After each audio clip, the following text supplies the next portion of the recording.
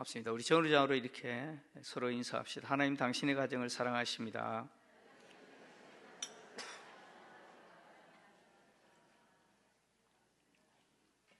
네. 어제 제가 저희 교회 부교육자로 생활하셨다가 사역하셨다가 위임 받으신 최수건 목사님, 정읍 감곡 반석교회 이제 담임 목사로 위임하셨는데 그 위임식 순서가 있어서 어제 아침 6시에 출발했는데 12시 반에 도착했습니다. 지금 무슨 말하는지 이해가 안 되십니까? 정읍 가는데 6시간 반 걸렸다 이 말입니다. 통상 한 4시간이면 충분히 갈 수 있는 거리인데 6시간 반 걸렸습니다. 근데 그 위임식이 원래 오전 11시에 진행해야 되는데 저를 비롯하여 서울 쪽에서 오시는 분이 고속도로가 주차장이 되어버려가지고 못 오셔가지고 1시로 연기가 돼서 그래서 1시에 식을 진행을 했습니다. 어제 비도 오고 고속도로가 거의 주차장이었습니다. 근데요 또 식을 마치고 이제 다시 돌아오는 길에 돌아올 때는 그래도 좀 여유 있게 왔는데 그런데도 불구하고 그 오후 늦은 시간인데도 서울에서 내려오는 지방으로 가는 고속도로는 여전히 주차장입니다. 저는 수도권 사람들 피난 가는 줄 알았습니다. 어제 진짜로 피난 가는 줄 알았습니다. 고속도로가요 주차장. 그래서 제가 어떤 마음이 드냐면 이 황금 연휴, 그죠? 화요일까지 황금 연휴잖아요. 어린이날도 있고 또 어버이날도 있으니까 뭐 여러 가지 이유로 인해서 또 고향도 방문하고 부모님도 방문하고 또 요즘은 또 이렇게 이 때를 위해서 뭐 이렇게 캠핑카도 지나가고요. 막 그러더라고요. 저 행렬 속에 우리 성도들은 있지 않을까 이런 생각을 내일 어린이 주일인데 성도님들 다 빠지고 텅텅 비면 어떡하나 이러면 그래도 우리 성도님들 어디 가시지 않고 이 예배의 자리에 지켜주셔서 참 감사드립니다. 감사드리고 또 올 어린이 주일이지만 가정의 달이잖아요. 참 우리 성도님들의 가정이 회복됐으면 좋겠습니다. 자, 하나님의 은혜와 평강이 부어졌으면 좋겠고 또 어린이 주일을 맞이해서 어떤 말씀을 좀 나눌까 고민하다가 그 요한계시록 이 본문을 그냥 하기로 했습니다. 왜냐하면 오늘 본문의 내용이 도둑같이 오시리라 라는 제목이거든요.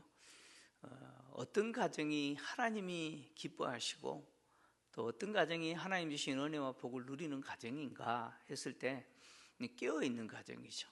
주님이 오시기를 기다리며 준비하는 가정, 그 가정과 그 구성원이 하나님 주신 은혜와 복을 누리는 것이죠. 그래서 오늘 이 본문의 말씀은 또 우리 개인에게도 적용해야 되지만 교회도 적용해야 되지만 우리 가정이 이런 가정이 되었으면 좋겠다라는 마음으로 또 이 말씀을 좀 나누려고 합니다. 자, 오늘 이 본문의 내용은 6번째 대접 심판 내용 중에 삽입된 내용입니다. 6번째 대접 심판의 내용은 이제 14절과 16절 사이에 있는 오늘 본문의 내용인데 14절의 내용은 용과 짐승과 거짓 선지자들의 입에서 나온 그 개구리같이 더러운 그 새 영이 귀신의 영이고 그들이 천하의 왕들을 전능하신 하나님의 날 그 종말에 있을 전쟁을 위해서 그들을 모은 내용이 14절의 내용이고 그리고 16절은 그들을 어디에 모으느냐 아마겟돈에 모은다라는 내용입니다. 이 내용 사이에 오늘 본문의 내용이 있어요. 왜 요한이 이 본문의 내용을 이 6번째 대접 심판 사이에 이렇게 기록했느냐 그 이유가 있습니다. 그 이유는 하나님의 심판이 시행되는 상황에서 성도들은 치열하게 영적인 전쟁을 벌여야 된다는 거예요. 특히 불의한 악의 삼위일체인 용과 짐승과 거짓 선지자들로부터 보냄받은 그 더러운 귀신의 영이 천하의 왕들을 미혹하여 하나님을 대적하고 하나님의 백성들인 성도들과 치열하게 싸우는 이 영적인 전쟁터가 주님 오실 때까지 성도들이 살아야 될 세상이라는 것이죠. 그래서 이 성도들은 이러한 치열한 영적인 전쟁을 해야 되는데, 이런 전쟁 중에 우리가 어떻게 살아야 되냐는 거예요. 특히 이 거짓 삼위일체의 보냄을 받은 이 더러운 귀신의 영이 천하의 왕들을 미혹하여서 성도들과 전쟁하기 위해서 뭐예요? 아마겟돈으로 그들을 모으는 이 그림은 성도와 교회에 점점 위험이 다가오고 있는 모습을 보여주잖아요. 절체절명의 위험이 우리 앞에 놓여 있다라고 하는 것을 보여주죠. 이런 상황에서 우리가 어떻게 살아야 되는지 오늘 요한은 주님의 말씀을 통해서 우리에게 고민하고 있죠. 오늘 본문의 내용은 주님이 하신 말씀이죠.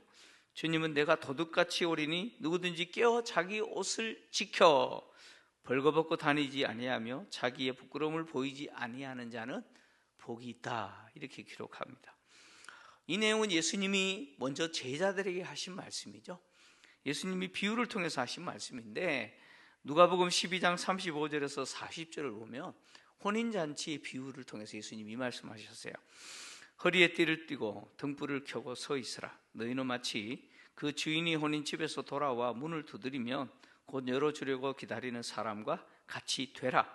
주인이 와서 깨어 있는 것을 보면 그 종들은 복이 있으리로다. 내가 진실로 너희에게 이르노니 주인이 띠를 띠고 그 종들을 자리에 앉히고 나와 수종들리라.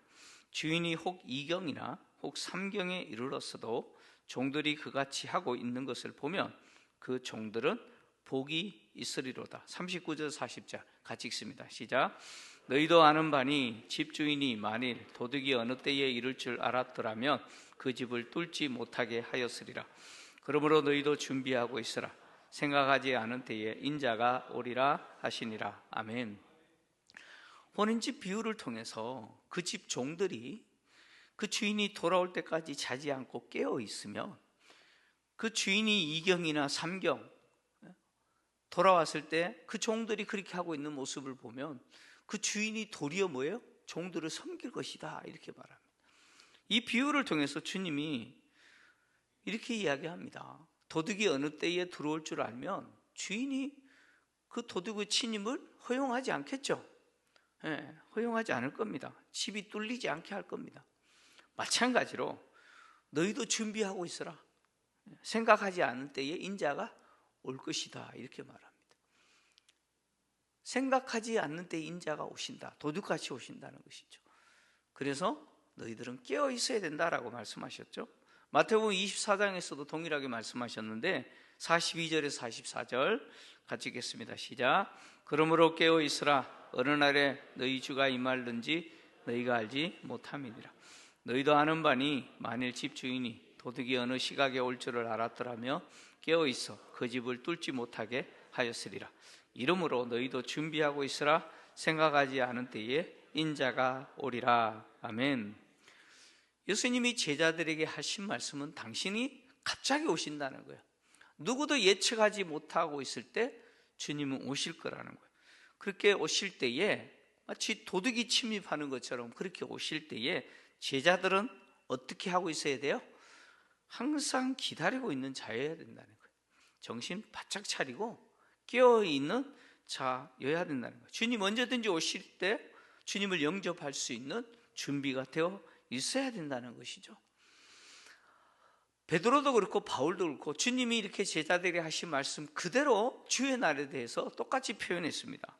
베드로후서 3장 10절을 보면 베드로가 이렇게 기록합니다. 같이 읽겠습니다. 시작. 그러나 주의 날이 도둑같이 오리니 그날에는 하늘이 큰 소리로 떠나가고 물질이 뜨거운 불에 풀어지고 땅과 그 중에 있는 모든 일이 드러나리로다. 아멘.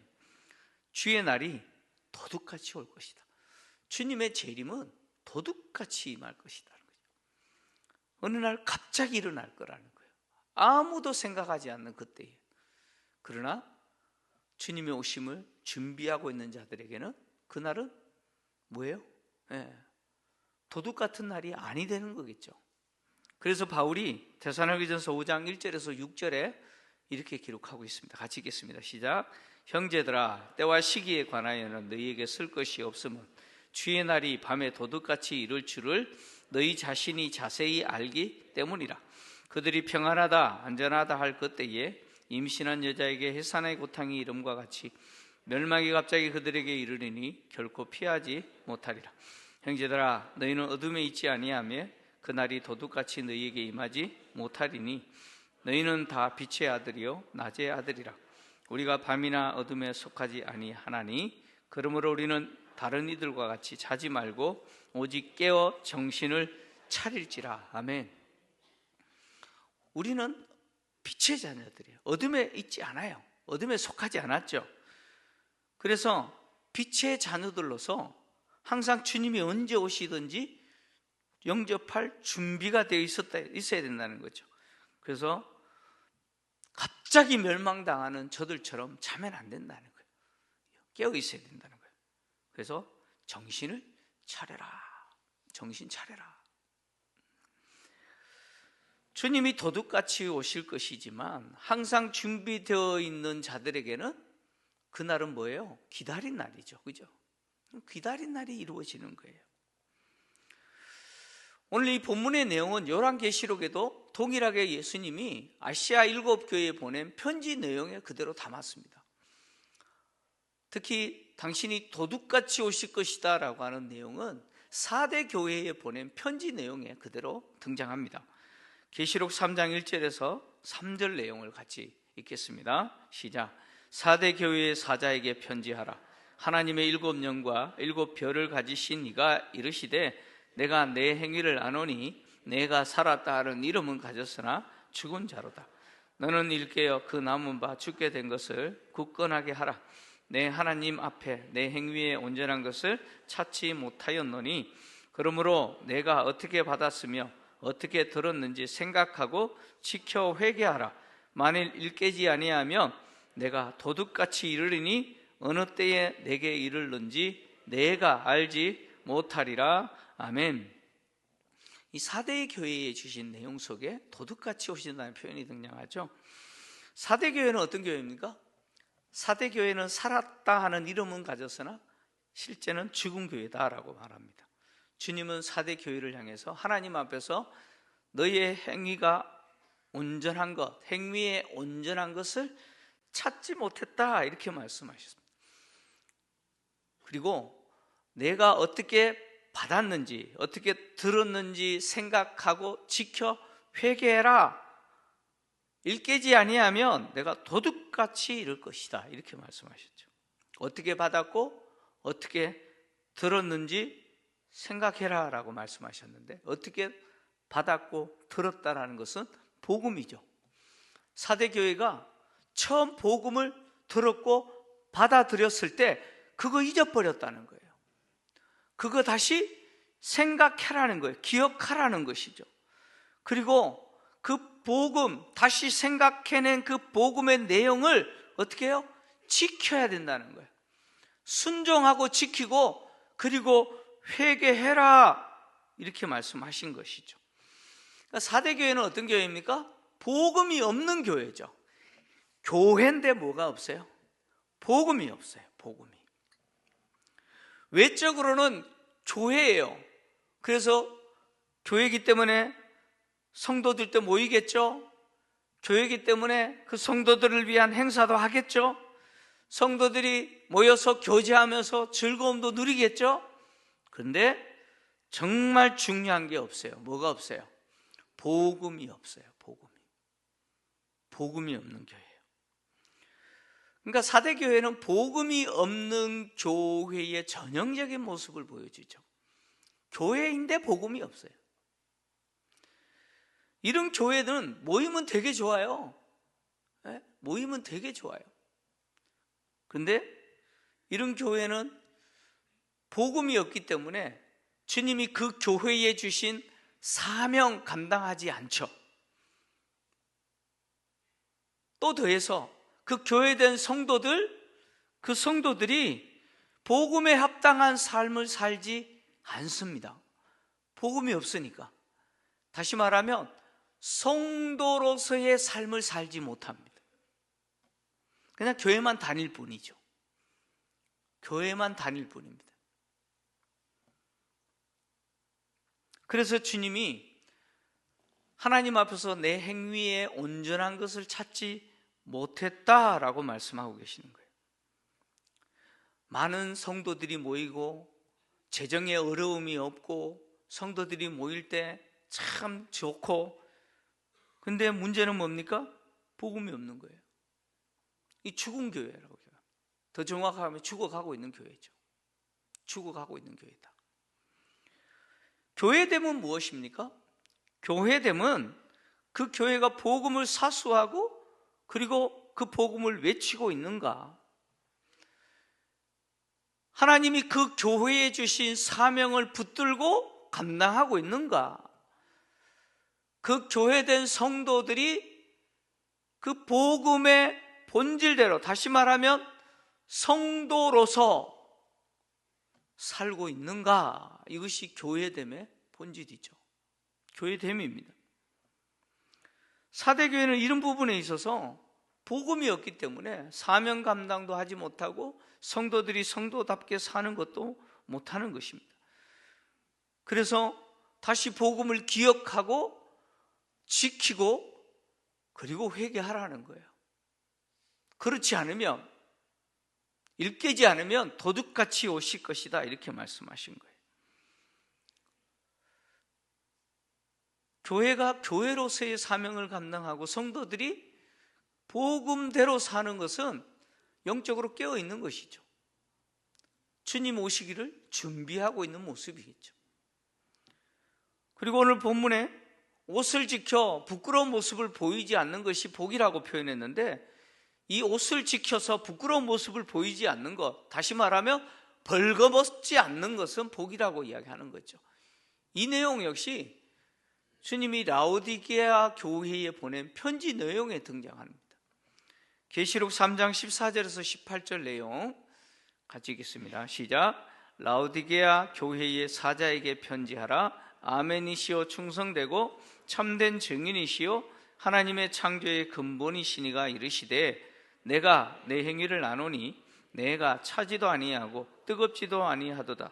내가 차든지 뜨겁든지 하기를 원하노라. 내가 이같이 미지근하여 뜨겁지도 아니하고 차지도 아니하니 내 입에서 너를 토하여 버리리라. 내가 말하기를 나는 부자라, 부유하여 부족한 것이 없다 하나 내 공고한 것과 가련한 것과 가난한 것과 눈먼 것과 벌거벗은 것을 알지 못하는도다. 내가 너를 권하노니 내게서 불로 연단한 금을 사서 부유하게 하고 흰옷을 사서 입어 벌거벗은 수치를 보이지 않게 하고 안약을 사서 눈에 발라 보게 하라. 아멘. 주님은 라오디게아 교회를 향해서 차지도 뜨겁지도 않는 교회라고 선언하셨습니다. 그리고 공고하고 가련하고 가난하고 눈멀고 벌거벗은 교회다라고 말씀하셨습니다. 라오디게아 교회는 진짜 부유한 교회입니다. 부유한 교회예요. 그래서 여러분 17절에 보니까 라오디게아 교회가 뭐라고 말합니까? 우리는 부자라라, 부유하여 부족함이 없다, 부족한 것이 없다라고 말할 정도예요. 그러니까 라오디게아 교회는요, 뭐 부족하여 부자다, 부유하여 부족한 것이 없다라고 선언할 만큼 재정적으로요 아주 풍성한 교회입니다. 재정이 넘치는 교회죠. 그런데 문제는 뭐예요? 주님 눈에는 형편없는 교회라는 거예요. 형편없는 교회. 공고하고 가련하고 가난하고 눈멀고 벌거벗은 교회였다는 것이죠. 라오디게아 교회의 문제는 재정이 아니었어요. 재정은 너무너무 풍요합니다. 남아 돌아요. 근데 정작 뭐가 없어요? 주님을 향한 열정, 주님을 향한 헌신이 없어요. 헌신이 없어요. 교인들이 땅의 화려함을 자랑하기 위해서 최고급 옷을 입어요. 라오디게아 성도들은 교회에 올 때 입은 옷, 평상시에 입는 옷이요, 프라다, 뭔지 모르겠어요. 프라다, 루이비통, 버버리, 그런 메이크가 뭔지 모르겠어요. 가방을 들었는데요, 샤넬, 이런 것들. 그 땅의 화려함을 자랑하기 위해서 가장 값비싼 화려한 옷을 입고 있어요. 근데 주님 눈에는 뭐예요? 벌거벗었다는 거예요. 벌거벗은 교회였다는 거죠. 주님을 향한 헌신과 열정이 전혀 없는 교회예요. 라오디게아 교회는 모든 것을 돈으로 다 해결합니다. 돈으로 다 돼요. 돈으로 다 해결하는 교회이기 때문에 믿음의 결단 필요 없죠. 믿음의 결단할 이유가 없어요. 그냥 돈을 해결하면 돼요.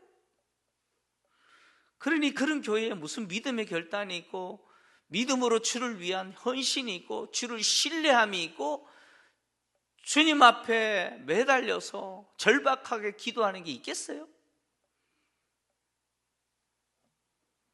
근데 라오디게아 교회는 자본주의가 지배하는 교회의 전형적인 모습을 보여주고 있는 거예요.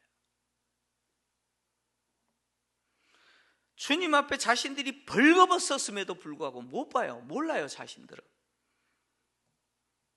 그래서 주님이 말씀하시잖아요. 내게서 불로 연단한 금을 사서 부유하게 하고. 여러분, 불로 연단하는 금이 뭐예요? 믿음의 실현 아닙니까? 주를 위해서 헌신하는 그 열정적 희생, 수고, 이런 거 아닙니까? 그리고 흰옷을 사서 벌거벗은 것을 수치를 가려라 라고 이야기합니다. 이 흰옷도 동일한 거죠. 주님을 향한 헌신입니다. 라오디게아 교회는 주님을 향한 헌신이 없었어요. 열정도 없고요. 그러니까 주님 눈에 벌거벗은 교회가 되어버린 것이죠. 근데 왜 라오디게아 교회가 이런 교회가 되었느냐? 핵심은 그들 중심에 주님이 계시지 않았기 때문이에요. 교회에 주님이 계시지 않아요. 분명히 교회인데 그 교회 가운데 주님이 계시지 않아요. 그 교회된 성도 개인과 그 개인의 인생과 삶에 그 중심에 주님이 계시지 않아요. 그래서 라오디게아 교회를 향해서 주님이 뭐라고 말씀하셨느냐? 볼지어다 내가 문 밖에 서서 두드리노니 누구든지 내 음성을 듣고 문을 열면 내가 들어가 그와 더불어 먹고 그는 나와 더불어 먹으리라 라고 말씀하시는 거예요. 교회에 주님이 계시지 않은 거예요. 주님을 교회 문 밖에 세워놨어요. 라오디게아 성도들 개개인의 삶도 마찬가지예요. 그 인생과 그 인격과 삶의 중심에 예수님은 없어요. 예수님은 나와 상관없는 분이에요.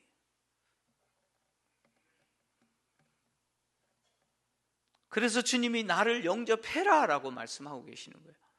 나를 문 밖에 세워두지 말고 나를 영접해라 라고 말씀하시죠. 특히 누구든지 내 음성을 듣고 라고 이야기합니다.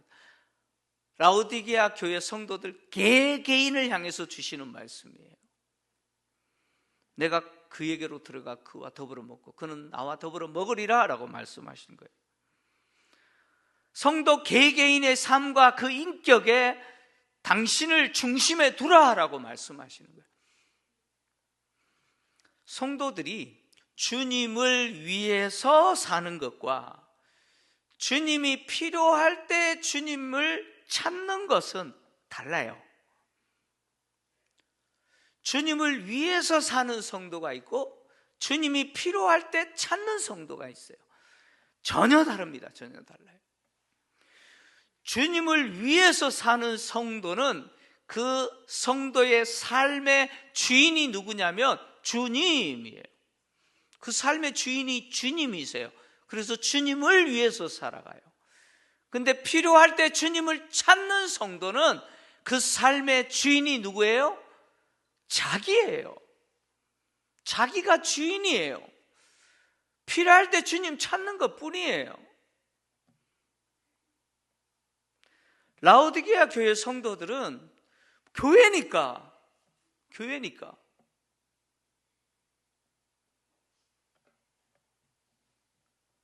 필요하면서 주님을 찾기는 했겠죠. 그죠? 그러나 정말 중요한 건 교회와 성도들의 삶의 주인이 주님이심을 부정하고 살아가는 것이죠. 그래서 라오디게아 교회가 벌거벗은 교회였다라고 이야기하는 것이죠. 이 벌거벗고 다니는 것, 옷을 빼앗기고 벌거벗게 되는 것은 이 수치와 심판에 대한 상징이죠. 유대인들에게 있어서 벌거벗은 모습은요, 수치입니다. 수치예요. 또 심판이기도 하고요. 그래서 기록에 의하면 성전 수비대가 있어요. 성전을 지키는, 경비하는 수비대가 밤에 깨어있지 못하고 잠에 빠지잖아요. 잠에 빠지면 뭘 주느냐? 수치를 줍니다. 벌로 수치를 주는데, 그 수치는 뭐냐면 그 사람의 옷을 다 벗겨요. 그리고 그 옷을 불태워요. 그리고 그 벌거벗은 몸을 어떻게 하느냐? 쫓아내요. 벌거벗은 몸으로 쫓아냈어요. 그 사람들에게 수치를 당하는 거예요. 성전 경비원인데 찼다는 거죠. 그죠? 로마 황제가요, 어떤 축제 날에 그 축제에 맞는 옷을 입지 않는 자를 처형했다는 기억이 있습니다. 로마 황제가. 그러니까 합당한 옷을 입는다는 것은 굉장히 중요한 거죠. 그죠? 구약에서 이 벌거벗은 몸이 된다라고 하는 것은 하나님의 심판을 상징합니다. 그래서 이사야서 20장 2절에서 5절을 보면 하나님이 애굽과 구스를 심판하시기 위해서 이사야 선지자에게 3년 동안 벌거벗고 다니게 합니다. 같이 읽겠습니다. 시작. 그때에 여호와께서 아모스의 아들 이사야에게 말씀하여 이르시되 갈지어다 내 허리에서 배를 끄르고 내 발에서 신을 벗을지니라 하시매 그가 그대로 하여 벗은 몸과 벗은 발로 다니니라. 여호와께서 이르시되 나의 종 이사야가 3년 동안 벗은 몸과 벗은 발로 다니며 애굽과 구스에 대하여 징조와 예표가 되었느니라. 이와 같이 애굽의 포로와 구스에 사로잡힌 자가 아수르 왕에게 끌려갈 때에 젊은 자나 늙은 자가 다 벗은 몸과 벗은 발로 볼기까지 드러내어 애굽의 수치를 보이리니 그들이 바라던 구스와 자랑하던 애굽으로 말미암아 그들이 놀라고 부끄러워할 것이라. 아멘. 하나님 애굽과 구스를 아수르를 통해서 심판하실 거라는 거예요. 그때 이 심판당하는 애굽과 구스 사람들이 벌거벗은 몸으로 끌려가게 될 거다. 이것을 미리 보여주시기 위해서 이사야 선지자라 하여금 3년 동안 벌거벗은 몸과 발로 다니게 했어요. 참 선지자 노릇하기 힘들어, 그죠? 선지자 노릇하기 힘들어요. 사람들 앞에서 3년 동안 벌거벗고 어떻게 돌아다닙니까? 이런 수치를 당하게 합니다. 뭐예요? 심판이죠. 오늘 자기 옷을 지켜 부끄러움을 하나님 앞에 보이지 않는 자가 복이 있다 그랬습니다. 자기 옷을 지키고 부끄러움을 드러내지 않는 것, 뭘 이야기합니까? 영적으로 깨어있는 거죠. 주를 향한 열정과 헌신을 통해서 오실 주님을 기다리고 있는 사람이죠. 정신 바짝 차리고 있는 사람이죠. 이 영적인 전쟁터인 세상에서 영적인 이 전쟁의 싸움을 믿음으로 싸우는 사람이죠. 그래서 이들에게는 주님이 갑자기 오실 것이지만 깨어있는 자이기 때문에 이들에게는 복이 있는 것이죠. 이들은 영적으로 깨어있기 때문에 로마 황제를 숭배하지 않고 그 짐승의 우상, 각종 우상을 섬기지 않습니다. 세상의 화려함과 세상의 즐거움에 도취되어 정신 못 차리면서 그렇게 살아가지 않습니다. 세상과 타협하지 않습니다. 이렇게 깨어있는 자가 복이 있는 이유는 바로 주님이 오실 때 이들에게는 구원이 주어지기 때문에 그렇죠. 이들은 절대로 심판에 이르지 않습니다. 깨어있지 못하기 때문에, 깊은 잠에 빠져가지고 있기 때문에 심판에 이르는 것이죠. 하나님은 깨어있는 자들에게, 도둑같이 오시는 그 주님이 뭘 주세요? 당신을 영접하는 자들에게 구원을 주시는 것이죠. 그래서 복이 된다고 말씀하시는 거예요. 5월 가정의 달입니다. 여러분, 어떤 가정이 하나님이 기뻐하시는 가정입니까? 어떤 가정이 하나님을 영화롭게 하는 가정입니까? 바로 깨어있는 가정이죠. 가족 구성원들인 할아버지, 할머니, 아버지, 엄마, 그리고 자녀들이 깨어있는 이 영적인 전쟁터에서, 이 영적인 싸움에서 지지 않고 정신 바짝 차리고 주를 향한 헌신과 열정을 갖고 살아가는 그 가정, 그 가정에 하나님이 주시는 복과 은혜를 누리는 것이죠. 그 부모가 이 믿음의 도전과 주님을 향한 헌신과 열정으로 자녀들에게 본을 보여주는 거예요. 본을 보여주는 거예요. 여러분, 도제라는 말이 있죠. 도제는 뭡니까? 스승과 제자와의 관계인데 어떻게 가르쳐요? 지식으로 가르치는 게 아니고 뭐예요? 같이 자고 같이 먹고 같이 사는 것을 통해서 가르치는 거예요. 그래서 이 제자가 스승으로부터 배우는데 뭐까지 배워요? 그 스승의 습관까지 배우는 거예요. 이게 도제라는 겁니다. 여러분, 가정에서 부모와 자녀와의 관계도 마찬가지예요. 자녀들이 누구를 통해서 배워요? 부모를 통해서 배워요. 제가 오늘 아침에도요, 이제 교회에 오려고 머리도 감고, 숱은 없지만 그래도 감아야 되잖아요. 머리도 감고, 왜 웃으십니까? 머리도 감고, 그리고 거울을 보는데요, 우와, 아버지가 계시네? 아버지가 계시네. 아유, 제 모습 속에서 아버지가 보여요. 저의 기질과 습관과 이런 내용들이요, 저희 아버지 진짜 많이 닮았어요. 너무 많이 닮았어요.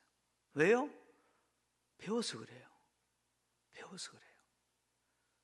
부모에게서 자녀는 배우는 거예요. 그 부모의 기질과 습관을 그대로 배워요. 가지게 됩니다. 어쩔 수 없어요. 그게 도제관계예요. 도제관계. 부모가 주를 향해서 헌신하고 열정으로 주를 섬기고 이 영적인 전쟁터에서 무너지지 않고 정신 바짝 차리고 주님 오시기를 기다리면서 깨어있으면 그 자녀가 영향 안 받겠어요? 그 자녀들이 그 부모의 뒤를 이어서 그렇게 주를 위해서 헌신하고 영적으로 깨어있는 그런 자녀 안 되겠습니까? 당연히 그런 자녀가 되는 것이죠. 그래서 대를 이어서 믿음의 명문가문을 이룰 수 있는 것이죠. 그래서 성경이 주신 약속은 뭡니까? 하나님을 사랑하고 목숨을 다하여 힘을 다하여 뜻을 다하여 마음을 다하여 하나님을 사랑하는 그 사람에게 하나님은 복을 주시는데 몇 대까지 줘요? 여러분, 1000대까지 주시는 거예요. 하나님은 그렇게 그 가정을 지켜주시고 복을 주시는 것이죠. 자녀를 위해서 부모들이 물려줄 수 있는 최고의 유산은 뭐냐면 주를 향한 헌신입니다. 여러분, 꼭 기억하십시오. 주님을 향한 헌신이에요. 열정이에요. 그것이 자녀들에게 물려줄 수 있는 최고의 유산입니다. 여러분, 돈 많이 주잖아요. 여러분, 요즘 기업 있잖아요. 기업 양도세도 많이 뭐 그러는데, 뭐 상속세도 어마어마하잖아요. 그럼 기업 회장이 돌아가시고 그 자식들이 그 재산 갖고 치열하게 싸우는 거 아시잖아요. 뭐 어느 기업이라고 말은 안 하겠습니다만, 여러분, 돈으로 자식 망치는 경우가 참 많습니다. 그렇다고 뭐 돈 물려주지 말라는 이야기는 아니고, 제일 중요한 게 뭐냐면 신앙의 유산입니다. 신앙의 유산이에요.